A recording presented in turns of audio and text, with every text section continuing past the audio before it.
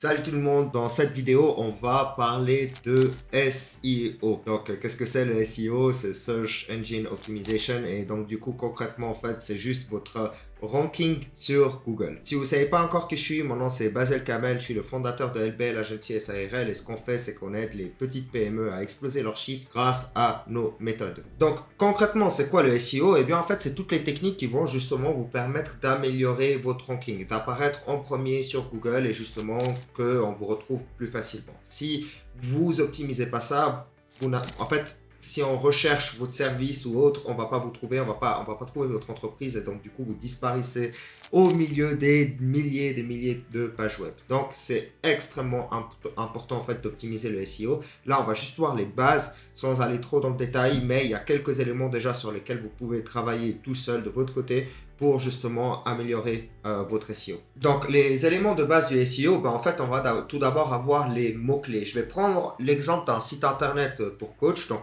ça va nous accompagner tout le long en fait, ou si vous étiez un coach sportif en fait, comment est-ce que vous optimiserez votre SEO et je vais prendre cet exemple petit à petit pour justement illustrer tous les points que je suis en train de donner. Mais concrètement voilà, le tout premier point ça va être les mots-clés. Sur votre site web c'est extrêmement important qu'apparaissent les mots-clés. Si vous êtes un coach sportif à Genève, par exemple, il faut absolument que sur votre site web, même dans le titre de votre page, en fait, il y ait le mot coach sportif Genève. Vous voyez, comme ça, vous apparaissez directement dans les recherches quand il y a une personne qui va rechercher coach sportif à Genève. Donc, et en fait, pour nourrir ces mots-clés, on va aussi faire des articles de blog. Donc, ça, c'est vraiment pas mal de travail et c'est pour ça que le SEO prend du temps.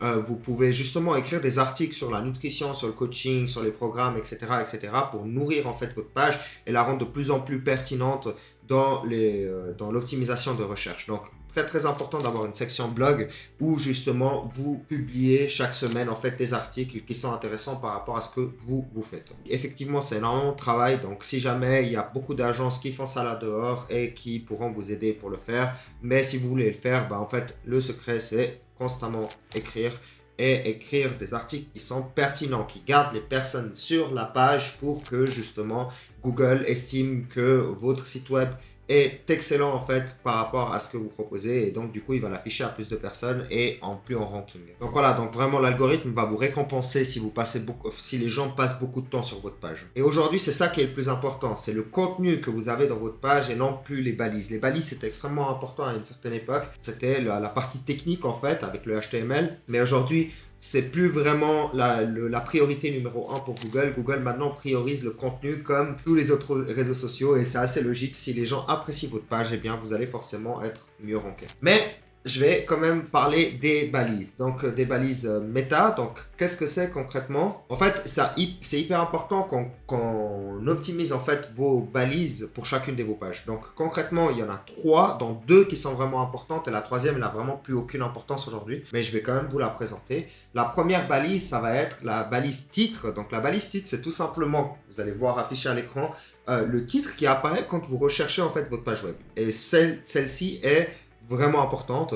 Donc du coup, il faut que vous ayez droit à l'essentiel, comme par exemple coach sportif Genève, coaching tatata. Vous voyez? Donc on va vraiment droit à l'essentiel pour que les gens justement y cliquent dessus et que ça fasse sens par rapport aux mots de recherche qu'ils ont utilisés. Et en HTML, ça s'écrit de cette façon. Donc c'est très simple. Vous avez title, tac, les deux balises à gauche à droite et puis après vous mettez votre titre et puis après vous interrompez le title. Vous allez voir à l'écran la commande affichée et ça en fait il faut juste le mettre dans votre code HTML. Vous pouvez très facilement aller voir sur internet comment est-ce qu'on faisait ça sur WordPress ou sur d'autres sites. C'est assez simple, vous avez toujours en fait des endroits justement pour optimiser le SEO et là vous mettez ce morceau de code et ça va très bien. Ensuite on a la balise méta description. Donc là de nouveau c'est super important de mettre pas mal de mots clés qui sont en référence par rapport à ce que vous faites. Donc on va décrire en fait votre activité, mais tout en gardant en tête le fait que vous devez inclure le plus de mots-clés possible qui sont pertinents par rapport à votre activité. Donc vraiment très important aussi d'essayer d'optimiser ça, de garder des mots-clés qui sont pertinents. De nouveau, ça s'affiche ici en dessous du titre, juste en dessous, vous avez la description. Et cette description, en fait, on ne va pas dire bonjour, si vous êtes à la recherche d'un coach sportif, il y en a un super à Genève. Vous ne mettez pas ça, vous mettez vraiment des mots-clés. Donc, une description qui fait sens, mais avec des mots-clés essentiels. Et donc, de nouveau, le code que vous pouvez utiliser, bah, c'est metaname égale description et vous avez égal ensuite et vous mettez votre description et vous fermez ensuite le metaname. Et la troisième balise, en fait, elle est beaucoup moins importante. Elle était pertinente à une certaine époque, mais maintenant, franchement, selon mes recherches et selon ce que je sais, c'est beaucoup moins important. Google se base plus vraiment dessus, mais en fait, c'est la balise mot-clé. C'est la dernière balise, en fait, quand vous avez votre recherche, vous avez la balise mot-clé et ces mots-clés, en fait, aujourd'hui, elles ont moins d'importance, mais faites-le quand même, juste pour que les gens, quand ils scrollent, ils voient en fait les mots-clés pertinents et ça peut peut-être les inciter à cliquer, mais aujourd'hui, l'algorithme, vraiment, il va pas trop se focus là-dessus. Et de nouveau, là, en fait, le code HTML pour ça, c'est metaname égale keywords et puis après, vous mettez vos mots-clés avec content égale tic tic tic.